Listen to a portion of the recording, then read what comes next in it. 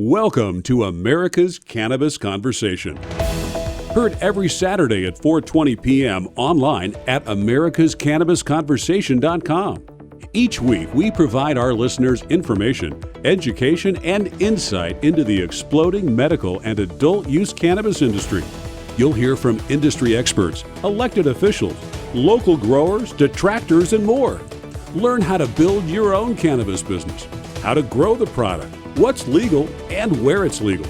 Tune in each week to hear the latest industry news and updates from the American Cannabis Industry Association in Washington, tips on investing in cannabis, personal success stories, and more. It's time to join the conversation. And here's your host, Dan Perkins.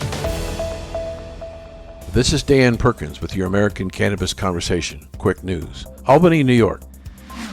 New York Governor Andrew Cuomo calls for legalization of recreational cannabis. The New York governor, in his annual State of the State address Wednesday, used the opportunity to advocate for a mix of practical progressive goals and urgent responsibilities, including waging war on hate crimes, spending $3 billion on environmental projects, and legalizing recreational marijuana. In his policy briefing book that accompanied the speech, Cuomo said that the proposal to legalize marijuana would limit the sale of cannabis products to adults over age 21, but he only briefly mentioned his legalization proposal in his address Wednesday to tepid applause. Hartford, Connecticut. People who live in states where cannabis is legal have more sex, study finds. If cannabis gets you in the mood, you're not alone. Science says so. A study whose findings were recently released by the University of Connecticut and Georgia State University found that in states where medical marijuana was legalized, the rate of sexual activity went up. The study's co-author, University of Connecticut Assistant Professor David Simon, said that he wasn't ready to commit on whether his findings was a good or a bad thing. But regardless, we believe it should be something society and policymakers consider as part of the conversation on legalization. But wait, there's more. In those same states with medical cannabis regulation, there was an uptick in the birth rates by a mean of 2% and a drop in the use of contraceptives while having sex. Seattle, Washington. Seattle-based marijuana delivery service could be using drones soon. In an effort to save money on logistical cost, a cannabis company has announced its plans to deliver product to Seattle businesses with drones. The high-flying partnership was publicized last month by GRN Holding Corporation, which is carrying out a plan by purchasing an aggressive named Bellevue, Washington company called Squad Drone. The drones could be hoisting marijuana above your head for test deliveries as quickly as February or March. We anticipate the entire industry will adopt this where applicable, said GRN Holding Corporation CEO Justin Costello in a December press statement, which estimates that the drones will dramatically cut down on the cost associated with getting cannabis to where it needs to go. Denver, Colorado. In our final story, legal marijuana shops refuse sales to underage customers, study finds. A new study published in the Journal of Studies of Alcohol and Drugs this month finds that compliance with the laws restricting marijuana sales to those 21 and older with a valid ID was high in 2 western states, which were the first to legalize cannabis. To determine whether age and identification restrictions policies are working as intended, the team of researchers sent would-be buyers who appeared young with no ID who were underage into 85 stores in Colorado and 90 in Washington to investigate their adherence to the state laws. That's your quick news. I'm Dan Perkins.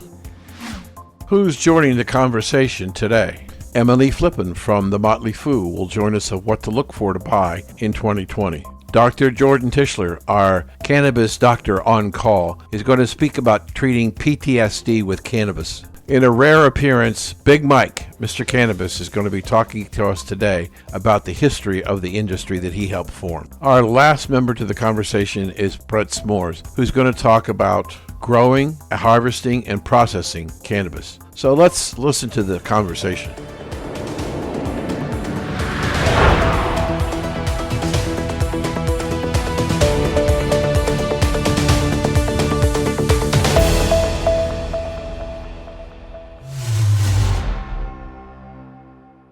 We're talking to Big Mike. Big Mike is the founder of the legal cannabis industry and has done incredible amounts of research and development for products and has a growing medium. And the name of the growing product, Mike? It's Advanced Nutrients. It's not just growing medium. It's a line of products that take cannabis from seed to senescence and optimize the development every stage of the way so the plant can reach its true genetic potential. So what I want to ask you now is, as a person who's been involved, I think you said 35 years, where do you see this industry going? You talked about in a previous show, you talked about how some people are throwing money and making no money or losing money. But where do you see this industry going? Wow. Okay. So you're going to see cannabinoids, and especially CBD, you're going to see it put into a lot of different products, like obviously cosmetics. You see even South Korea right now is allowing it and putting it in cosmetics. You're going to see it in dog food. You're going to see it all over the place. And the global market for cannabis within the next 20 to 25 years will be $1 trillion global industry. And you have to also remember there's textile uses of hemp as well. I have a friend who makes dashboards and car door panels for Mercedes, Audi, BMW. He's been doing this for probably the last 12 years, where they take plastic and hemp and they fuse it together. It's as strong as, almost as strong as carbon fiber, just as light and a fraction of the cost. But Mercedes won't let them talk about it. So, and then again, you're going to see in clothing and for all kinds of industries, you're going to see the textile industrial use of hemp. And then when you talk about the medical use and the adult use of it, which is the recreational market, it's staggering to see the numbers. I remember I was talking to the governor in the state of California, Gavin Newsom, and he goes, Mike, how big do you think it's going to get in California? And I said, it's going to be a $50 billion industry here in California alone. You got to remember also that California is the 5th largest economy in the world. And he goes, do you really think so? I said, absolutely. And I actually think it will eventually surpass that, because we've just touched the tip of the iceberg of all the potential of this of uses of this plant.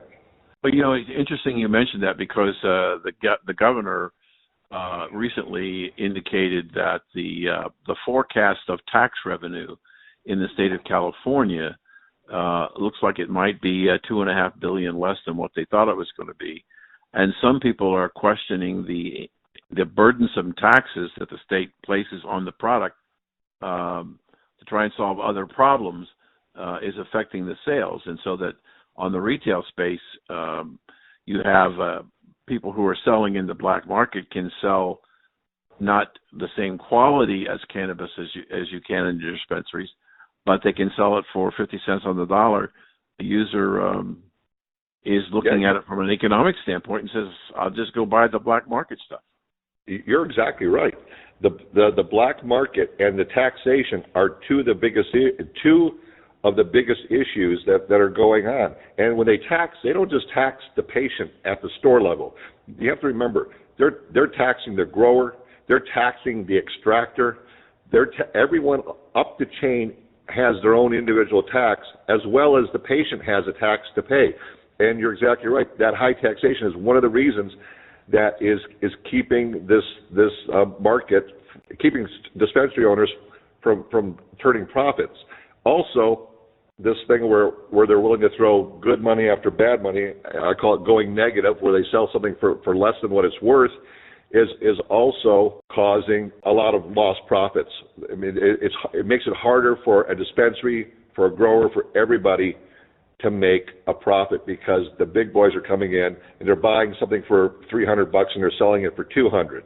And so that alone is just as big as the other two when it comes to gutting out the profitability of an industry. Now, that will eventually change, and here's how it's going to change. As there's a consolidation roll-up happening, you're going to see these bigger corporations go banging on government door and going, hey, you got to lower the taxes. And so a lot of what's going on today is actually raising what it called the barrier to entry.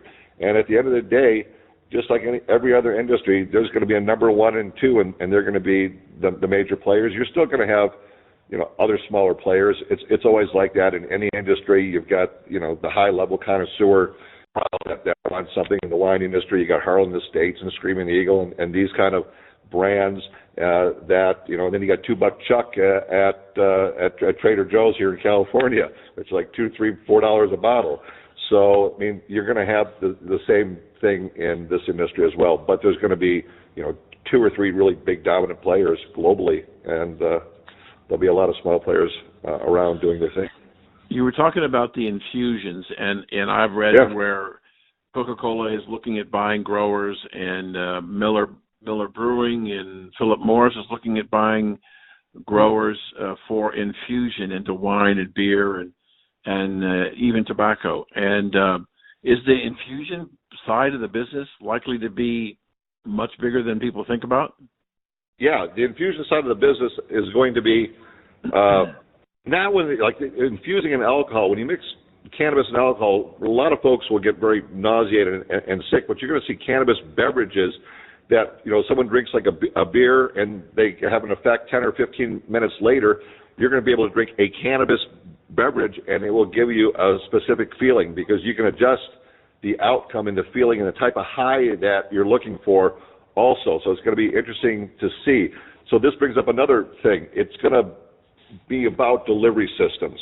Who's got the fastest delivery system? When you put on a lotion, how fast does it get through the epidermal layer and into the blood and past the blood-brain barrier? So it's going to be, it's like what do you want to call it, gunslingers in the West who has the quickest draw. That's going to come into play as well as how quickly you can feel the effects of cannabis. But infused products are going to be huge. In fact, we call it the edible market. And the 2 major markets are the flower market, which are the buds that people smoke, and vape pens. And vape pens are going to be huge, and then it's edibles. So that's how it is right now. It's flower, vape pens, and edibles are the 3 big ways that people are consuming. And of course, pills. Some people like to take pills. We've habituated our society on taking pills, and you can take it in a pill form as well. As somebody who's been involved in the cultivation and development of the plant itself, what kind of new products are you contemplating growing in your test warehouses or grow gardens or whatever? What's under study at the moment? Well, what's under study is genetics. Right now, I've mapped out the entire cannabis genus with a male and female cannabis indica. These are what they call land races, which are indigenous and been acclimatized to an area where they were found. And I've done it with cannabis sativa, cannabis indica, and cannabis ruderalis. And then I've taken the female plants and I've done something called an annotation, which breaks up the gene sets. And I'm in my 3rd phase right now, which is assaying to figure out which ones turn on do different things. So genetics is going to come into play, because the future of cannabis is going to be genetically editing plants. That's not genetically modifying them. It's just cutting out certain gene sets so the plant will make certain types of cannabinoids or terpenoids or compounds that you're looking for. And that's going to be the future. And then also biosynthesis. They're looking at in fact, my science has been doing this for 7 years, programming yeast to grow certain types of rare cannabinoids. So it'll be outdoor growing and also in the laboratory, biosynthesizing or growing it in different ways using different technologies, different cannabinoids and terpenoids. Does it make any difference, BigMike, as to whether it's grown outside or in a controlled environment? Well, the reason on that it was growing indoors, and most growers today grow indoors, is because they were hiding it from the police and thieves. And so let's face it, cannabis is an agriculture product. And so a lot of the strains that are being used today were bred for indoor use.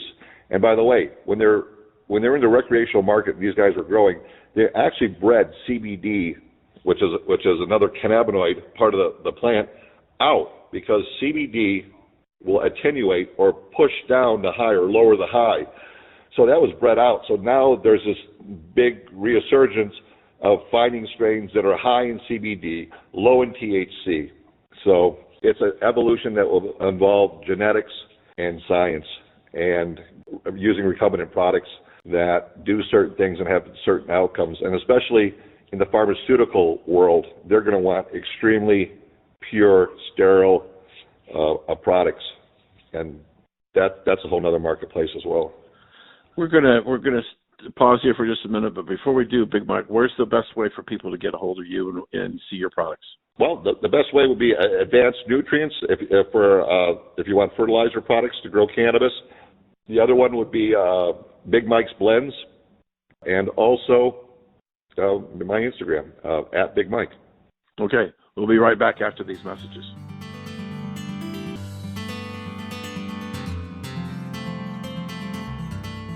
You're listening to America's Cannabis Conversation on the W420 Radio Network. This is Dan Perkins, host of America's Cannabis Conversation, and I want to hear from you. Send me an email. Tell me what you like about our show, what you don't like about our show, what kind of guests you'd like to hear from, and is there subjects that are important to you that we're not discussing? Let us know. Go to W420radionetwork.com and send us an email. Thanks for listening.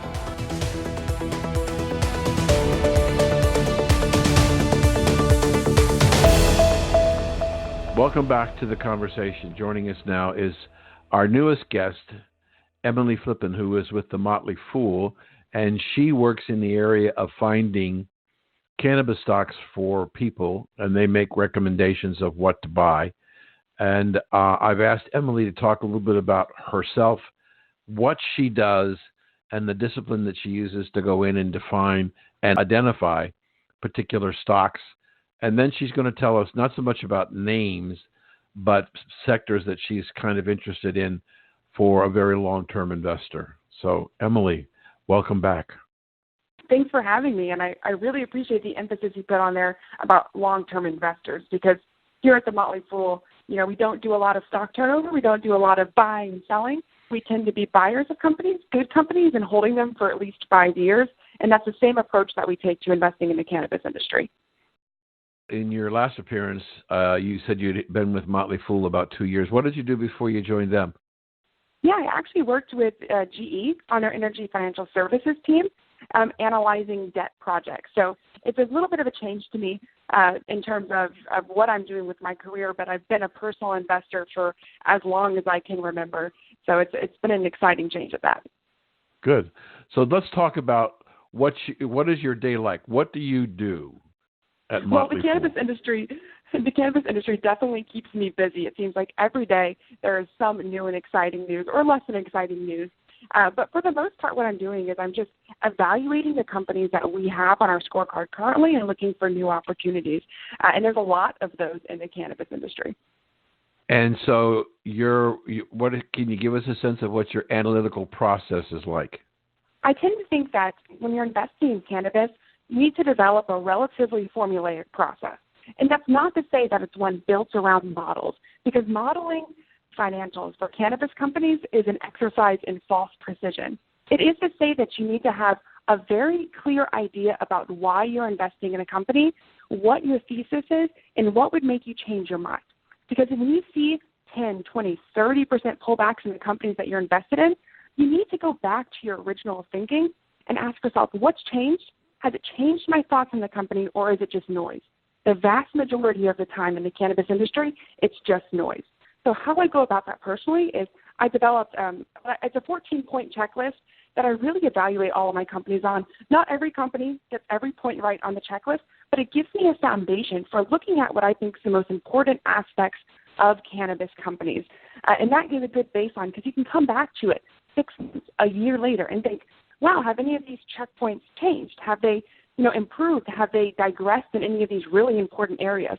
And that builds the foundation of an investing thesis. So give us an example of 2 or 3 things that are very important to you in looking at a cannabis stock. I don't think there's any one thing that would be a deal breaker, but there are a couple of things that I consider really bright red flags. Now, the first one's management, and it's easy to say management because that's a fluffy term, isn't it? What defines good management? But in my opinion, in the cannabis industry, if you have any reason to doubt management, the people making decisions in your companies, you should not be investing. And that could be as simple as, speaking with management, or if you don't have the opportunity to do that, watching an interview with management. If you get bad feelings from them, which happens a lot for people in the space. Look, don't invest, because you should think about investing in cannabis industries as giving those people your money. If you wouldn't give them your money, don't do it. But one of the other kind of harder metrics I look for is actually, so revenue growth, for instance. It's really important in every industry. But what I look for is revenue growth that's outpaced shareholder dilution.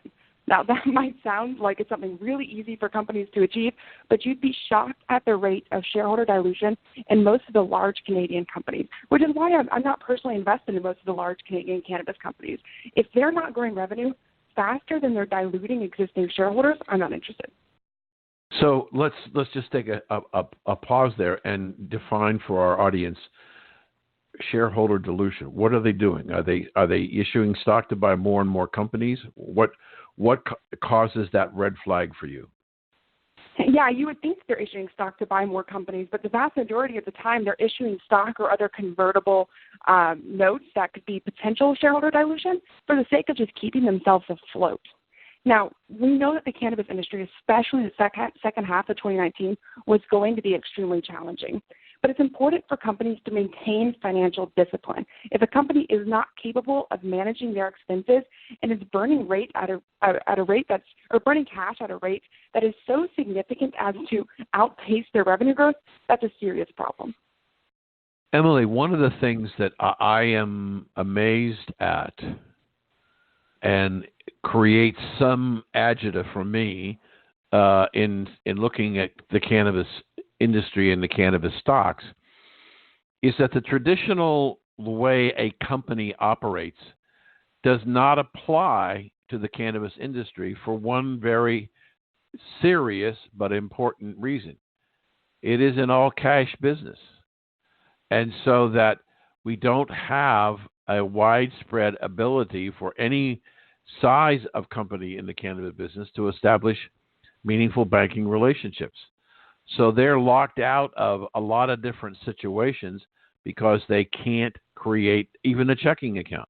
I mean, to pay your taxes, corporate taxes in cash is something, paying your employees in cash. And at the same time, these are cash generators, which is putting enormous amounts of cash in the companies, but they can't do anything with it, either, or they have to buy another company or buy more inventory or whatever. But this is a very unusual piece of an industry that I've never seen before. It's an extremely challenging piece of the industry, too. When I speak to experts in the space, they can say one of two things is their biggest problem operating in the industry. I'd probably say the first thing is the stigma, which is understandable for anybody operating in the cannabis industry. But the second thing, is the regulations and the lack of financial access that these companies have.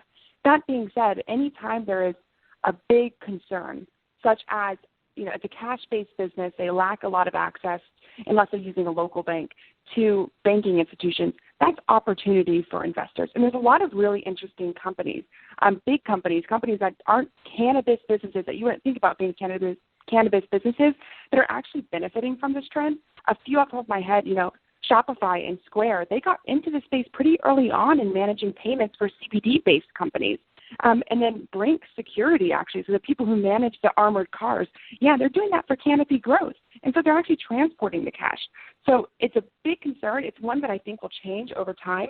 But over the short term, there's some interesting plays that investors looking to get exposure to bigger, safer companies while still getting the upside of the cannabis industry can get as a result of these cash-based transactions. I did an interview with a gentleman who his company owns 10 dispensaries, vertically integrated program in California. And in August, in one city, he has 10 dispensaries. 3 of them were robbed. And he lost over $685,000 in cash that was stolen, plus probably an equal amount of product. In fact, one of his dispensaries, the robbers stole the car and crashed it through the front door. And they actually pulled the safe out of the floor to take it with them because they knew there would be money and product in there. So the Justice Department says that over the last 12 months, about 1 in 5 dispensaries, pretty close to 1 in 5 dispensaries, were robbed, and the average cash was about $273,000. And I believe with the industry growing at 35% a year, the problem is going to get even worse because there's going to be more and more cash coming into the dispensaries. And yet the House passed the safe banking bill, but it seems to have gone nowhere. The risk profile, I believe, is rising for the owners, the employees, and maybe even the customers going into dispensaries because of the huge cash inflows.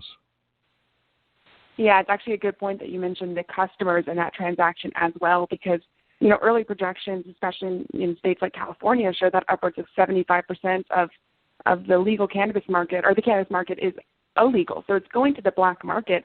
And in addition to things like taxes and regulations, you have to think that the safety element does start to play into consumers' minds.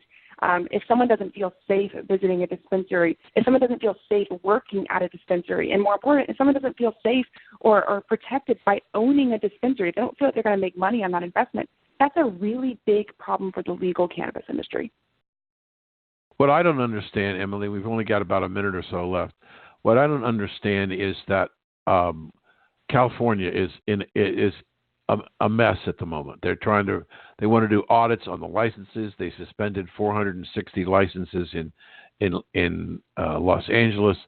The people who bought licenses, not sure whether they actually own them.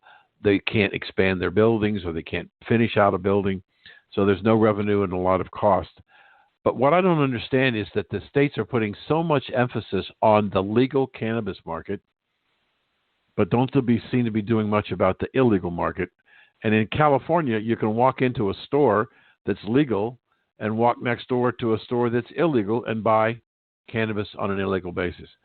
Why are we not seeing any movement on the illegal side of the business?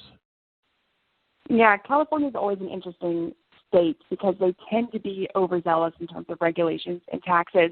And I think in a lot of minds of officials, of government officials and politicians, is once you legalize cannabis, that fixes the black market problem. You don't make it illegal anymore, there's no black market. And that's simply, as you mentioned, not how it works. We're seeing it in Canada, where cannabis has been legal for over a year now, and the majority of cannabis consumption is still happening on the black market, simply because the government is making regulations and making policies that are really challenging for legal cannabis businesses. I would expect that as Canada and the U.S. gets their footing in terms of analyzing the cannabis industry, and politicians begin to become aware of the actual effects of these policies, I would expect that to change. But anytime you're working with the government, it's going to be a slow process. So I wouldn't expect for any investor to think that this, or any consumer to think that this is going to change over the short term. These are long-term predictions.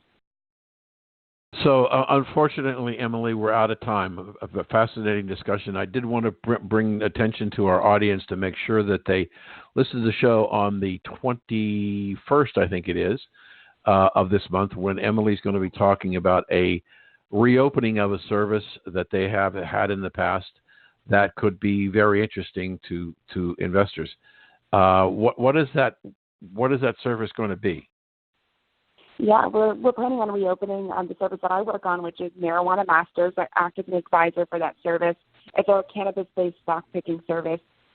So you kind of mentioned the way that I go about thinking about investing in cannabis companies, and that service really is focused on 3 baskets of cannabis companies. One of those is pure plays, the companies that people might associate with the cannabis industry, the producers and retailers. But we also look at companies that I call picks and shovels, so companies that are doing business with other cannabis companies, and even ancillary companies, so companies that are, have really strong underlying businesses that get exposure to the cannabis industry as a smaller part of their business. So there's lots of really interesting ways that consumers can get involved, and I'm really excited to be reopening that service in December. Tell our people how they can get a hold of you and follow you and tweet with you.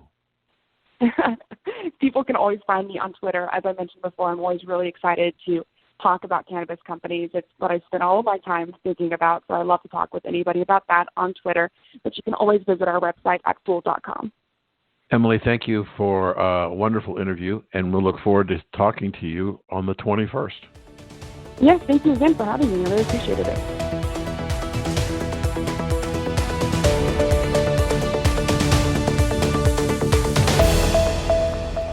America's newest and fastest growing cannabis-focused radio network is expanding across the country and looking to add to our sales and marketing team. America's Cannabis Conversation offers listeners insight and information on the exploding world of cannabis.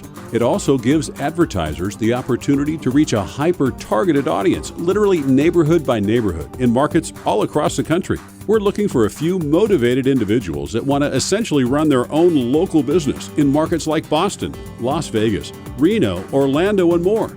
To learn more about this exciting opportunity or to apply, visit americascannabisconversation.com.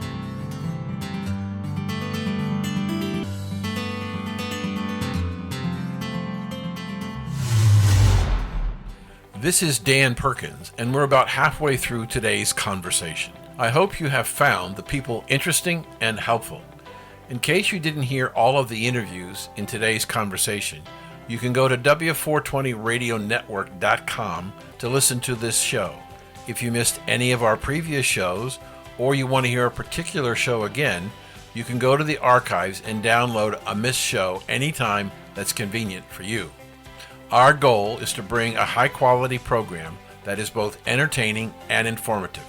For those of you who are in the industry, we hope we can continue to be your voice, telling the people of America the benefits of this amazing all-natural product. We have been surprised at the willingness of important people to come into this new program and talk about the challenges and opportunities in the cannabis industry. It's hard to believe that it's been 23 years since cannabis was made legal in California. I think the next 23 years might be even more exciting than the first 23. One more thing before we get back to the conversation. Should you have a question or a comment, please contact us at contact@W420radionetwork.com. That's contact@W420radionetwork.com. And now, back to the conversation. So welcome back to the conversation. And who we have today in the conversation is one of our favorites, our cannabis doctor on call, Jordan Tishler. And he's going to talk to us today about a very important kind of mental health issue in the country today, one of our topics. Jordan, thank you for joining us today in the conversation. My pleasure, as always, to be here. Good to talk to you. Thank you. So we're going to talk about post-traumatic stress disorder.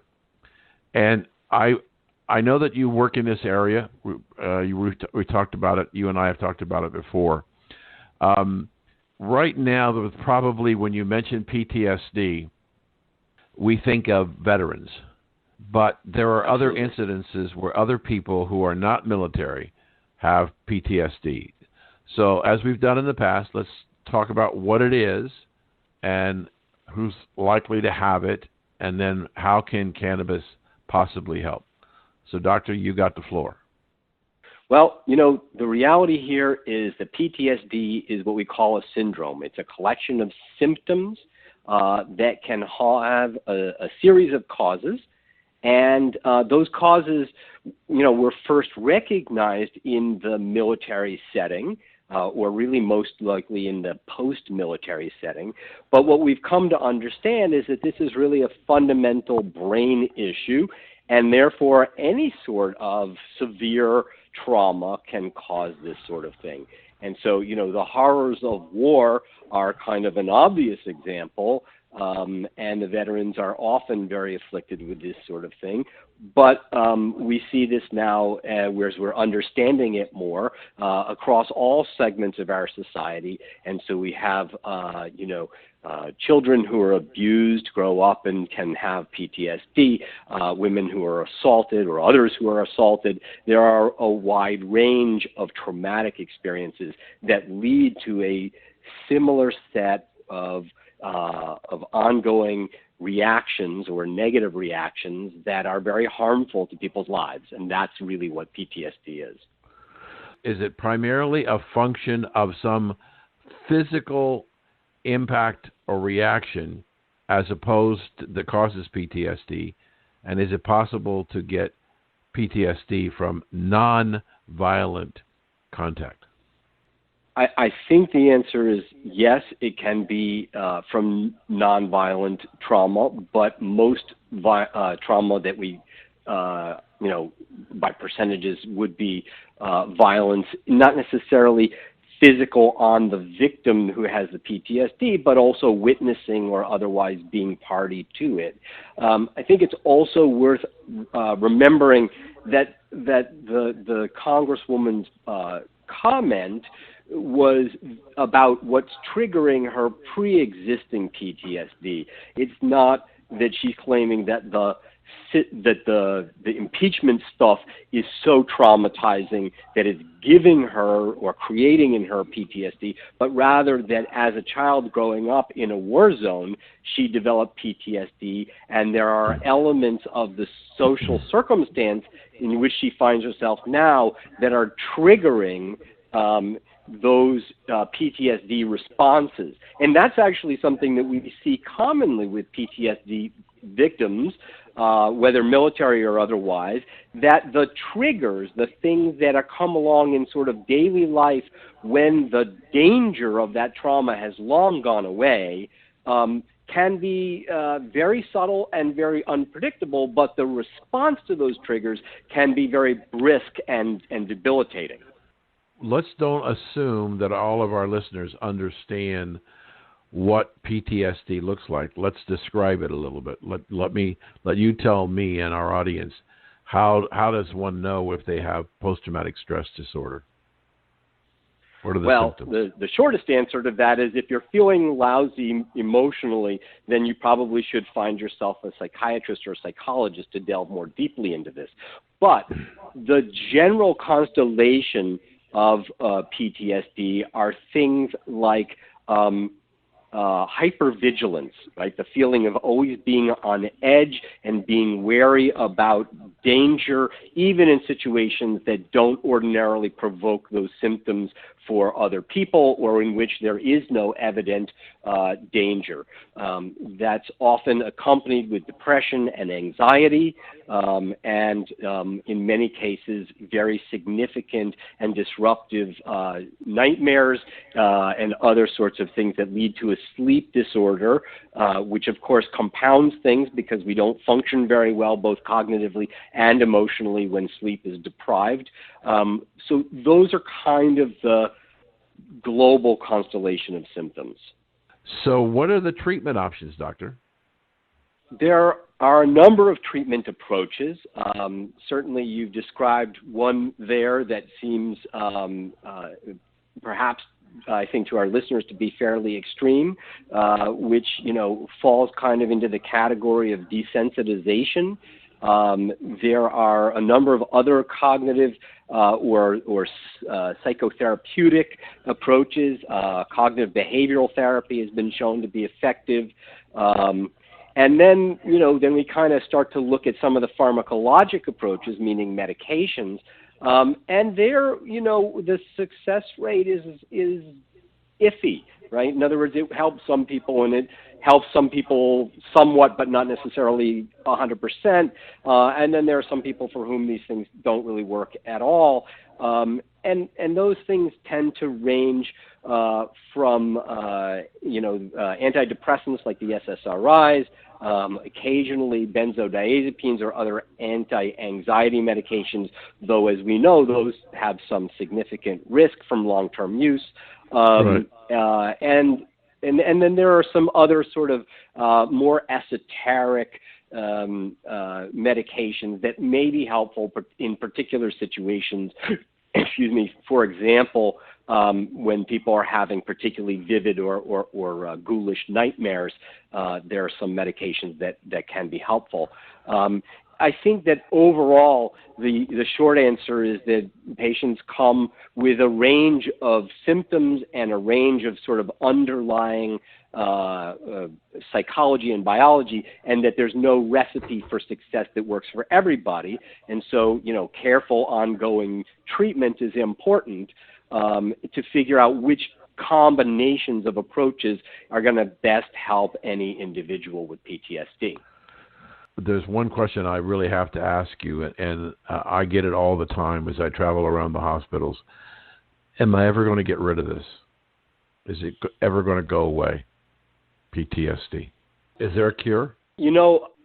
I In medicine, we never say never. So are there veterans who come back and they don't have PTSD? Sure.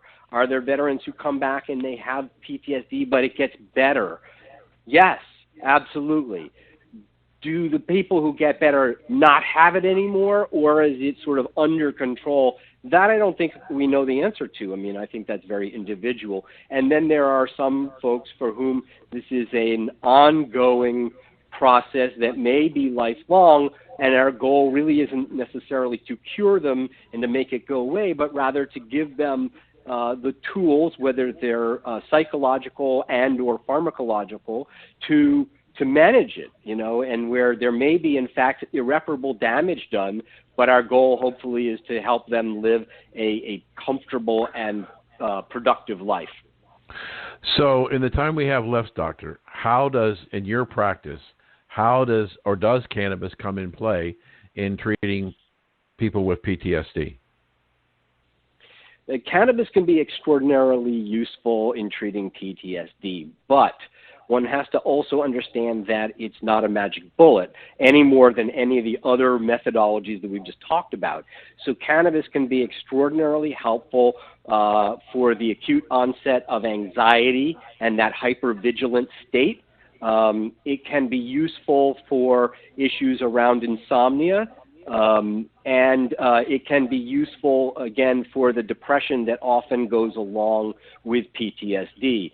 The key here is that the way in which it's used depends upon which features of all of those things are, primary for that individual. And it's also important to understand that particularly in the areas of behavioral health, cannabis can backfire if you're not careful about it. And so, unfortunately, what we see in a number of studies that look particularly at veterans with PTSD is that they go from not using cannabis to way overusing cannabis in very short order in the situation where they have access to cannabis but don't have a proper regimen devised for them, and they don't have ongoing guidance from a clinician. And so, when it backfires, it can really be harmful, not in the sense of it can kill you, because cannabis won't kill you, but if you have severe PTSD, things that can make the PTSD worse in some aspects are really a backfire. And so you can, in fact, develop sleep problems while using cannabis for sleep if you're not doing it right and carefully and sort of in a measured fashion. Similarly, as most people who've ever used cannabis and sort of, momentarily overdone it can attest, you can provoke anxiety with cannabis. And it's very much dependent upon the dose and how that dose is delivered, as well as the cognitive and emotional milieu at the time that dose is delivered. And so doing cannabis simply by itself is often a challenge, and using it in conjunction with some of these things like CBT that we talked about is a better approach. And really being thoughtful and careful about the dosing and the timing and the delivery, that can lead to very positive outcomes, whereas kind of the whatever dude approach can actually be very, very harmful. Right. Well, Doctor, unfortunately, we're out of time. I thank you for helping us learn more about PTSD and how cannabis. And so, Dr. Jordan Tishler, how can people get a hold of you? If people are looking to get in touch with me, go to my website, which is inhalemd.com. Again, inhalemd.com. And there are a whole bunch of resources there that you can read, as well as ways that you can get in touch with me. And I should mention that we do telemedicine, so that even if you're not in my backyard, I'm certainly available to help. Doctor, thanks for joining us. Dan Perkins here with the American Cannabis Conversation. Breaking news. More than 100 billion, that's right, billion pain pills saturated the nation over 9 years. Newly disclosed federal drug data shows that more than 100 billion doses of oxycodone and hydrocodone were shipped nationwide from 2006 to 2014. 24 billion more doses of the highly addictive pain reliever than previously reported. The data, which traces the path of every pain pill shipped shift in the United States shows the extent to which opioid flooded this country as deaths from the epidemic continued to climb over 9 years. The volume of pain pills distributed skyrocketed as the epidemic claimed more lives. From 2006 through 2014, more than 130,000 Americans died from prescription opioids overdose. I do want to point out that no person has died of an overdose of cannabis in the United States. This is Dan Perkins. You're listening to America's Cannabis Conversation on the W420 Radio Network.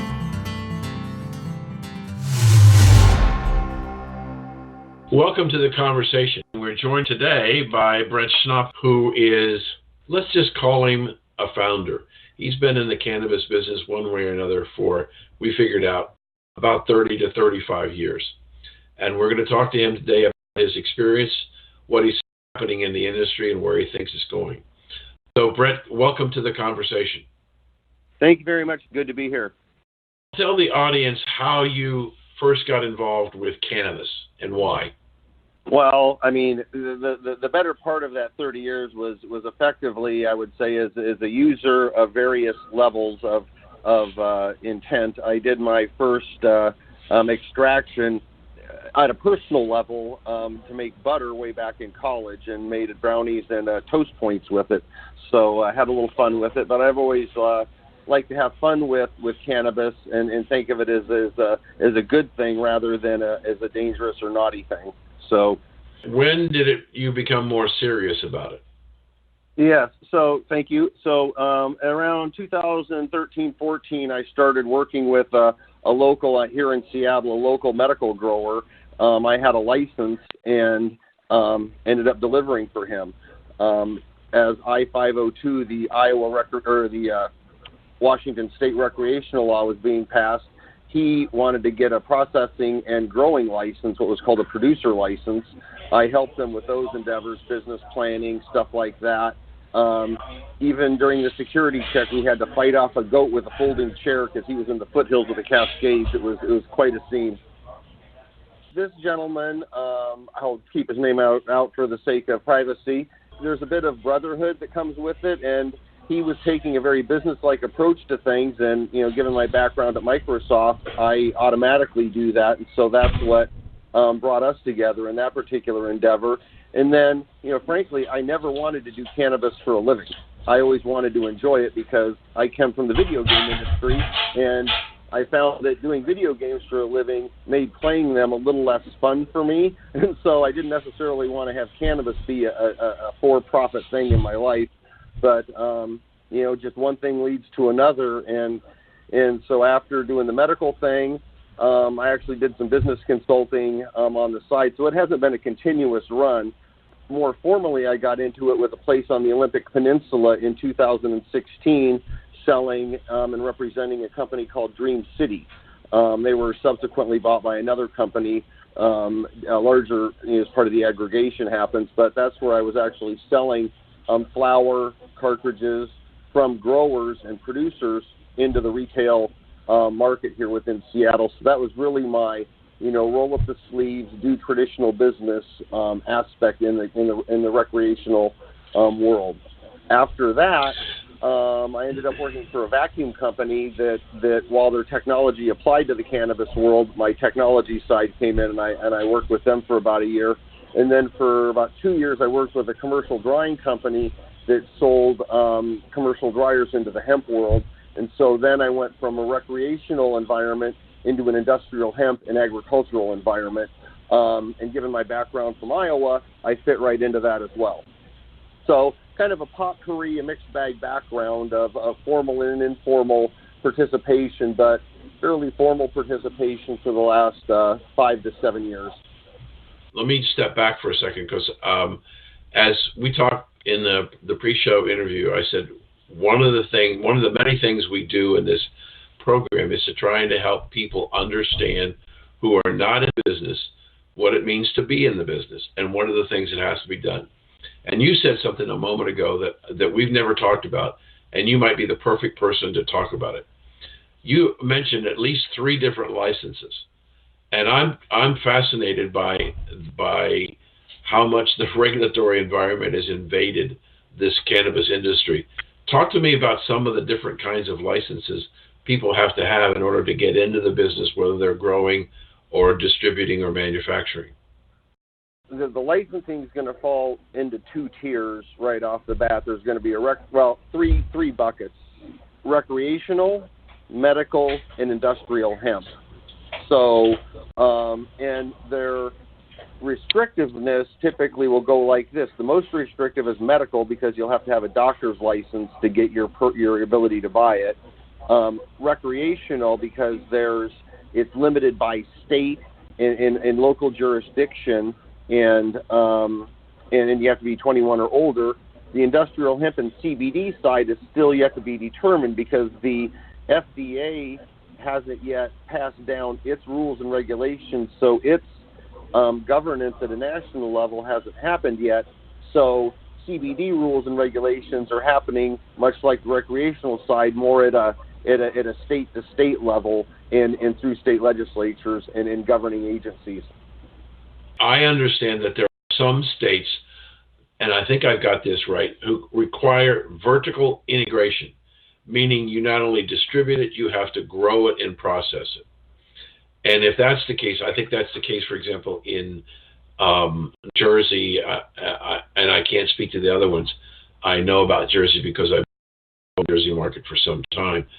But there's got to be a whole bunch of licenses if you have to do everything from growing it to processing it to distributing it to selling it. Yeah, in the real core to all these licenses is enforceability. And each state has a different type of enforcement mechanism to enforce its policies. You know, the state of Washington has the Washington State Liquor Control Board. The state of Iowa, for example, would use the Iowa Department of Public Safety.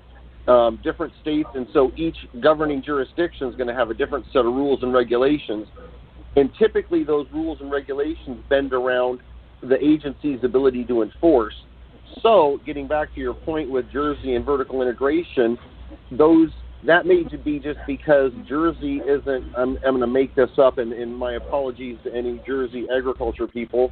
You know, Jersey maybe is a smaller agriculture state, so they want their farmers to have everything in order before they do it.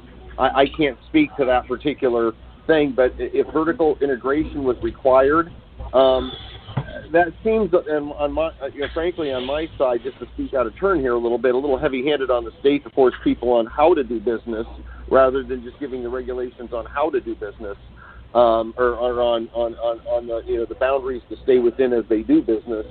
That frankly seems a little heavy-handed, but on the other hand, it may be this New Jersey wanting to protect its farmers so that they know if they put seeds in the ground, there's a reasonable chance that there's going to be somebody to buy it at the end game. In some states, you have multiple agencies overseeing the processes. If you want to do this, you have to apply to the Department of Agriculture. If you want to do that, you have to apply to the Alcohol and Tobacco Commission, and on and on. Yeah, and here's why I get more to the point of your question now. So some of the stuff simply ruled and regulated by the USDA. So if you're going to farm, you're going to probably be going through the the Department of Agriculture in most states. Then to do the processing, once the crop has been dried and you want to mill it, process it, and whether you turn it into smokable joints or extract it for CBD oil, that goes into a different rules and regulatory group. That goes into the FDA. So you shift from USDA for farming and the agriculture side to the FDA. And since the FDA hasn't done it nationally, each state agency will have its own equivalent of a health department. And it sounds like in Ohio, that's the pharmacy board. That's the group there. In the state of Iowa, it's the Department of Health. Here in Washington State, they treat it as an alcohol, so it's the Washington State Liquor Control Board. So each state will rule the CBD and the output side with a different governing agency, but most states will govern the farming side of it and up to the point of drying and through drying with the agriculture department in each state, generally speaking. So if that explains it, you're going to have to do different licenses because you're dealing with different governing agencies at different points in the process.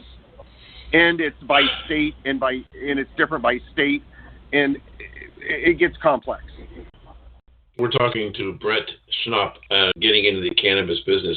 Can you do this on your own, or do you definitely need a lawyer, and do you need a specialized lawyer?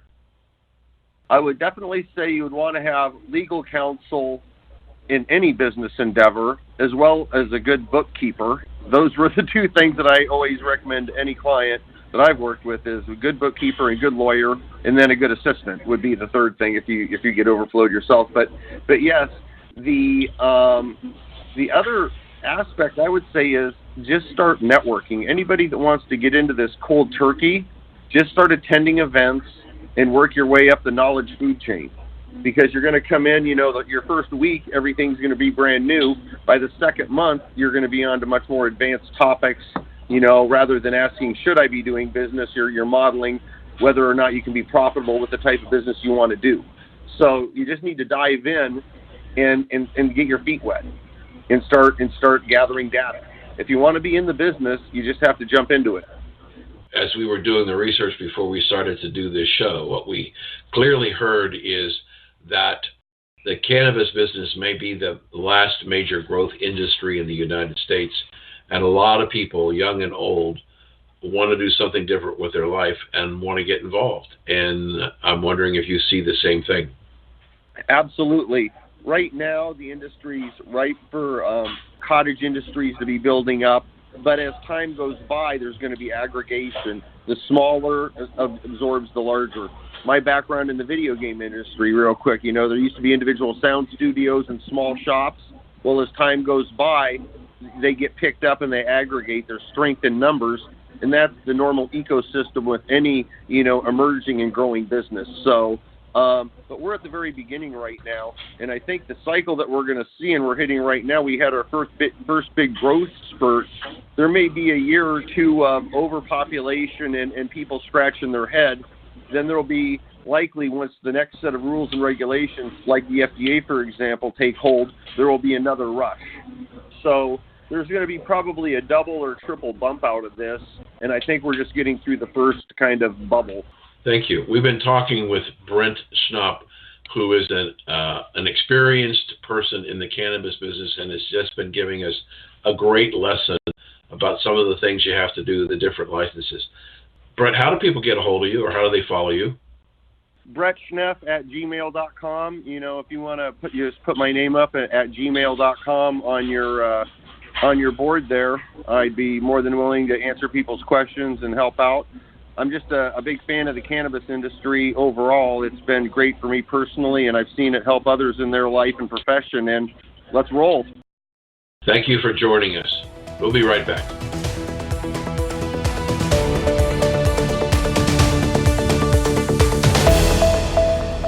America's newest and fastest growing cannabis-focused radio network is expanding across the country and looking to add to our sales and marketing team. America's Cannabis Conversation offers listeners insight and information on the exploding world of cannabis. It also gives advertisers the opportunity to reach a hyper-targeted audience, literally neighborhood by neighborhood, in markets all across the country. We're looking for a few motivated individuals that want to essentially run their own local business in markets like Boston, Las Vegas, Reno, Orlando, and more. To learn more about this exciting opportunity or to apply, visit americascannabisconversation.com.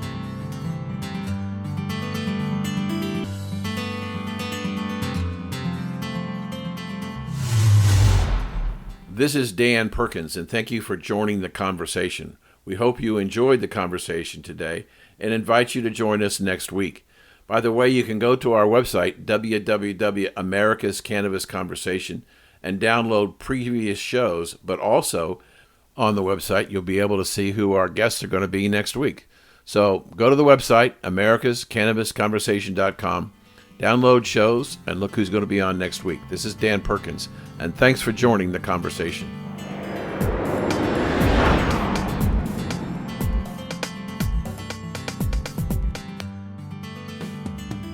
Thank you for taking part in America's Cannabis Conversation. To hear this show in its entirety or to hear any of our archive shows, log on to americascannabisconversation.com. And tune in next Saturday at 4:20 p.m. for the next installment of America's Cannabis Conversation.